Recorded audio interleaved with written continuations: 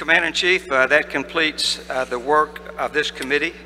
Thank you very much for the trust and the appointments for Glenn and I to serve and the committee members, and we have now completed our report. Our work is done. Thank you, Chief. Great job. Thank you. I think it was something set aside. Oh. We didn't pass. Oh, yeah. Microphone number 1. I'm sorry.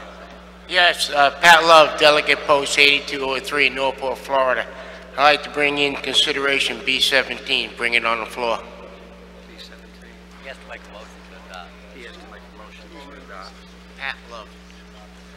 Post number 8203. has to make a motion to adopt. Microphone number 1. Are you going to make a motion to adopt?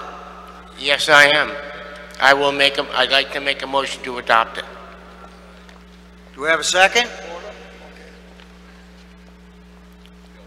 Dies for lack of a second. Well, then all right, hold your hand up. I can't see you back there. Microphone number 1. Kenneth Gore, Delegate, Post 10097, Florida. I second the motion to adopt. Okay, we got a motion made. It's been seconded to adopt B17? Yes. B17. Are there any other discussion on this motion? Is there any other discussion on this motion? Yes, Commander. Hold on. Microphone number 1. Yes, Commander-in-Chief. You know, we're not forcing this on anybody. This is a proposition that if the department requests it, that they will be allowed to have a men's auxiliary. You're not required to do it. It's like when we first started the men's auxiliary. It's very, very simple. It's plain, it's stated. If the department wants it, they can do it. And I can tell you, Florida wants it.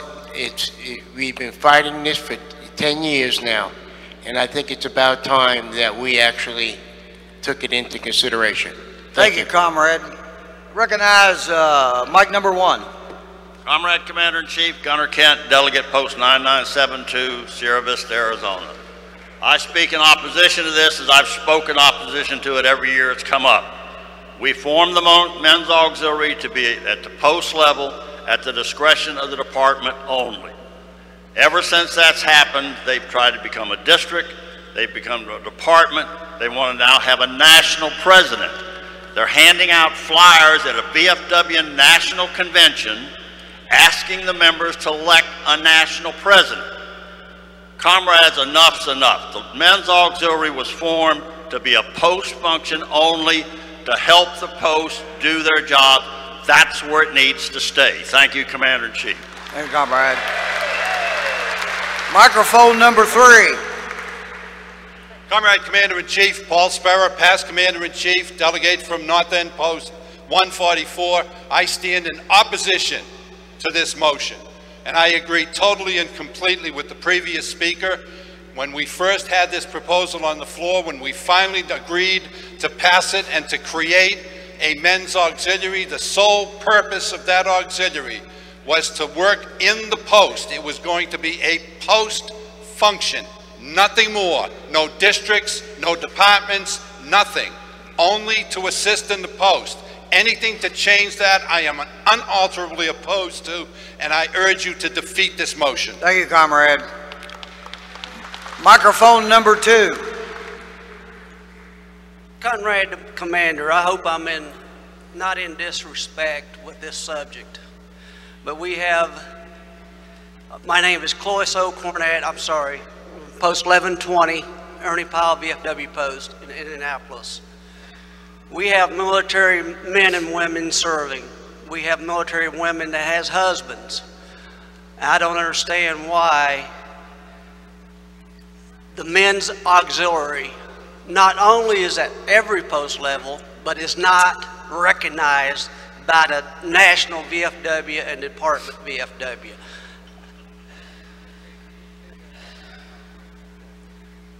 Far as full blown, I think it's time to eliminate the discrimination against the men, the spouses of female soldiers. Thank you. All right. Thank you, Comrade. Microphone number 3. Commander-in-Chief, Christine Pauley, Post 7448, Senior Vice Commander there. If I can put my life on the line, why can the men not support the women in a men's auxiliary at a district level, at a national level, the way the women support their men who put their lives on the line? This is absolutely one-sided that only a women's auxiliary can support the VFW. It's time for change, comrades. Thank you, Comrade. Microphone number 1. Comrade Commander-in-Chief, Judith Berger, Oregon, Delegate 4108. I stand in opposition to this. I think this is the wrong place to be discussing it. If we want to talk about equality, we will be discussing that. Coming up later on this afternoon, there should be one auxiliary and one auxiliary only. Thank you. Microphone number 1. Comrade Commander-in-Chief, Gunner Kent, Delegate Post 9972. Comrades, there was a resolution going to be presented under the general resolution that deals with the spouses of the female veterans. This men's auxiliary is the relatives of male veterans, female veterans, of all veterans. That has nothing to do with the spouses of the female veterans only. Don't get the apples and oranges confused here. Wait till the general resolutions come up. There is a resolution being presented today that deals specifically with the female veteran spouses. The men's auxiliary was for sons and other relatives of male veterans and female veterans. Let's don't get our apples mixed with our oranges. Thank you, Commander-in-Chief. Thank you, Comrade. Microphone number 3. Harry Croyle, State of Michigan Commander, Post 6756, Warren, Michigan. I stand to speak against this motion. The last thing any post needs, any district needs, or any state is another level of bureaucracy to financially support in its mission. It was made for a post level only and to assist those posts in money-making projects and lift, carry, tote, and help in that community. That's where it is. That's where it needs to stay. Thank you. Thank you, Comrade. Okay. There's a motion on the floor. It's been properly seconded to adopt B-17. All in favor of the motion signify by the sign of aye. Opposed to the motion, nay. Defeated.